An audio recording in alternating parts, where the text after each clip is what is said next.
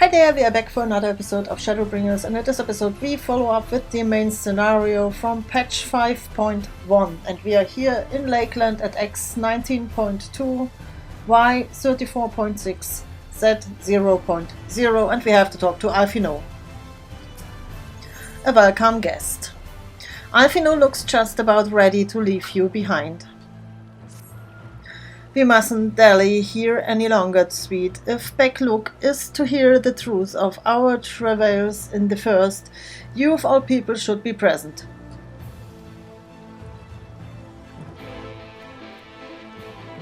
So, turn to the ocular at the crystarium.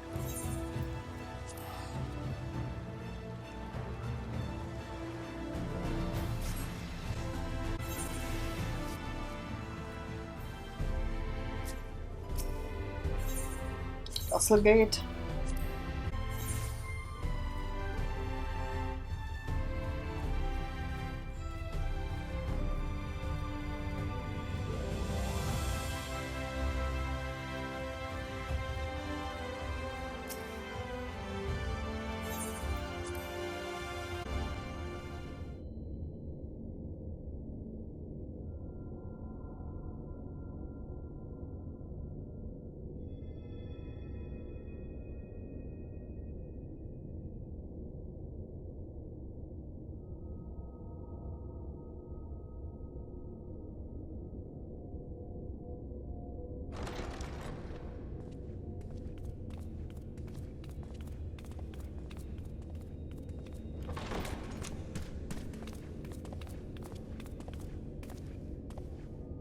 I'm sorry.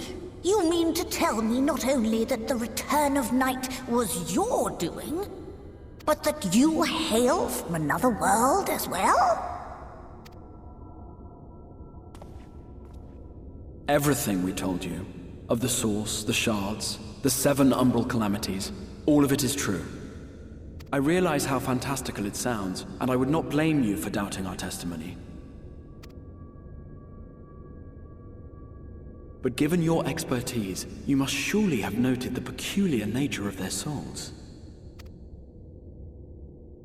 Any other time and I would have dismissed your stories as balderdash and flummery.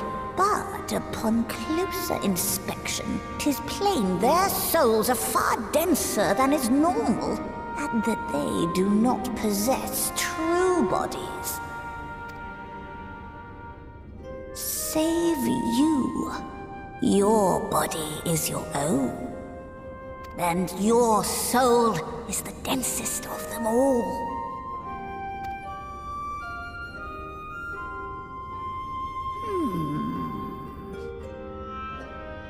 As I said before, were it not for their heroism, the skies over Norvrant would still be awash with light, the realm yet at the mercy of 4-3 and the Sin Eaters.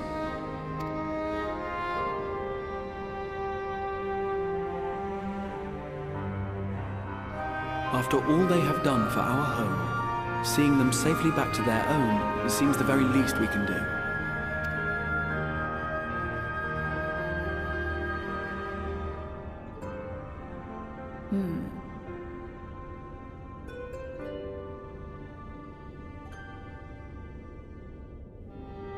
Your tale is intriguing. Yes, very intriguing indeed. Simply to hear it is fitting payment in itself. As for your friends, I can but agree. Their valorous deeds on behalf of Norvrant are deserving of recognition, of their own fitting payment. You will help us then? I will. I would see my knowledge put to good use for a change. I do have one condition, however. I am not the spry young Numo I once was.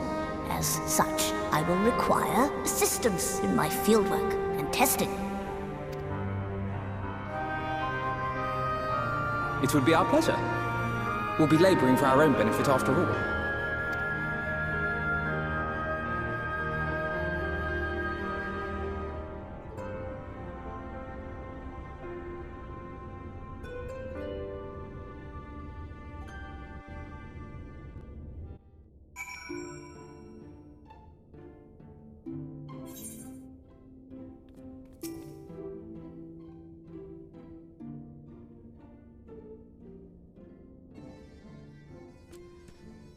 You have spun quite a tale. But tell me, have you given any thought as to how you might return to your world?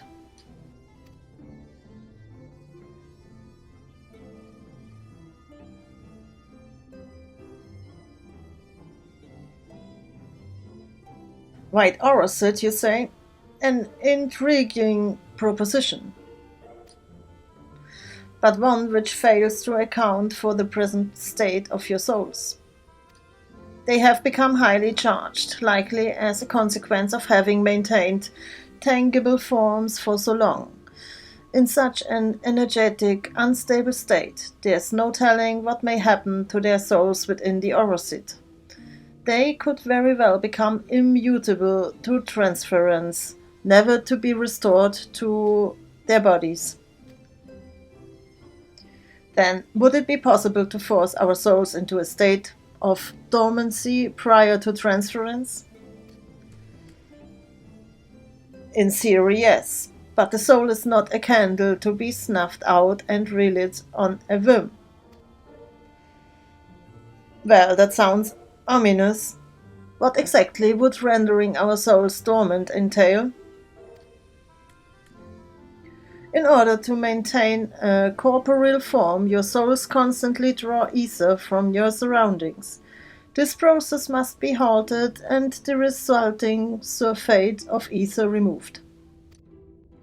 Your minds would ultimately be separated from these folks' bodies of yours, rendering you incapable of interacting with the world around you. A cruel fate under normal circumstances, but one which will be rectified upon your return home.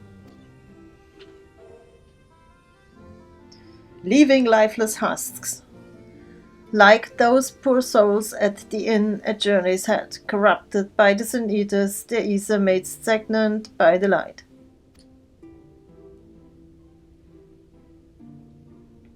Corrupted? Stagnant? Might I see these unfortunate individuals? Why? Do you think you might be able to help them? I might or I might not, but I shan't know for sure until I have seen their condition firsthand. Then I would be glad to take you to them, on the understanding that you won't do anything which might increase their suffering. It was my faith in men I lost, not my compassion. Well, I see no need for all of us to accompany you. While you escort our guest to the inn, I will assist Orianger in creating the requisite Orosit. I believe my talents would be better applied to that endeavor as well. Might I leave the three of you to assist Buckleg as necessary?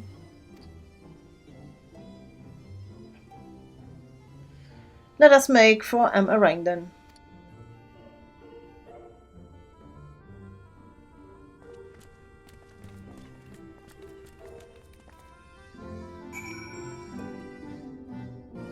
So, Journey's Head.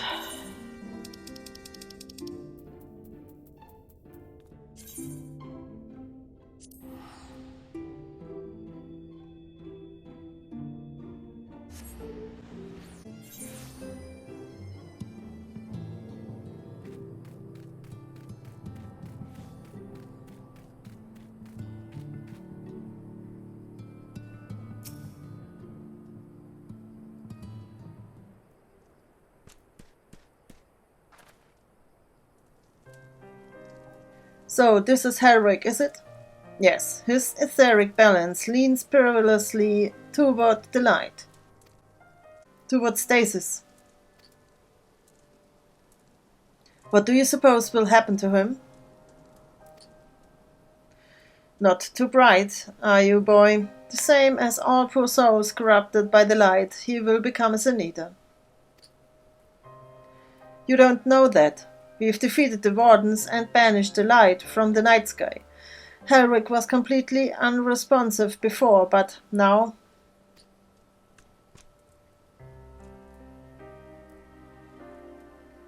Mumble. Then perhaps there's yet hope, If I may, there's a treatment I wish to administer to the patients. What sort of treatment? In the course of my studies of the soul, I once created a tonic which could temporarily stimulate the ether in one's body. After some refinement, it came to be used by the Knights of Woebod. Then for far darker purposes. Lest us fall into the wrong hands. I swore never again to make it, but for their sakes I will break that oath. It is not like to reverse the stagnation, mind you, but it should offer some measure of relief.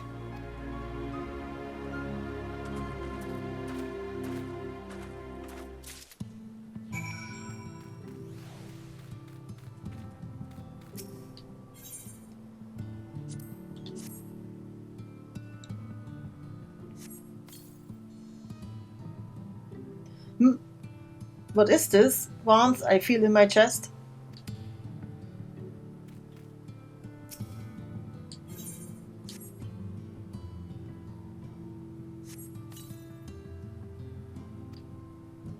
Thornton stares blankly at you. It would seem the tonic has had no effect.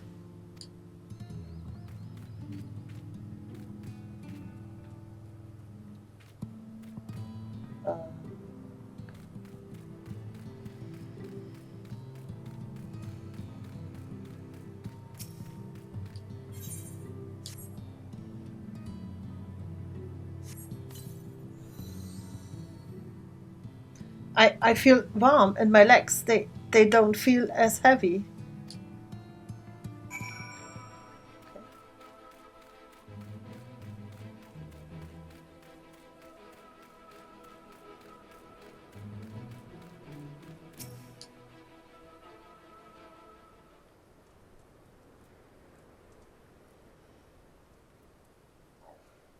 Now then, have you noted any change in the patients? A notable rise in body temperature and increased motor function, in most of the patients at least. The more severely afflicted show no response. As I feared then. 'Tis true that with the restoration of night, the corrupting influence of light will no longer grow, and yes, their bodies will naturally return to equilibrium given time. But this holds true only for their corporeal ether. Their incorporeal ether, that of the soul, is not so easily mended. Which is why those in the later stages of corruption, like Ulrich, appear unaffected by a tonic. Precisely.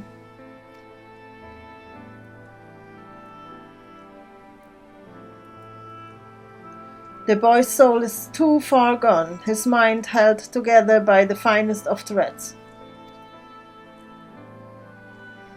There is a chance he may one day recover, of course, but it could take years, decades even. By the gods, he could wake to find himself an old man. A fine reward for his persistence, the opportunity to mourn the life he never had a chance to live. No, there must be something we can do. Look, I realize this is not why we petitioned your aid, but do you think it possible we can find a way to hasten their recovery? Maybe. Nor do I think it impossible that in treating them we might learn something of relevance to your own predicament. Okay. Complete.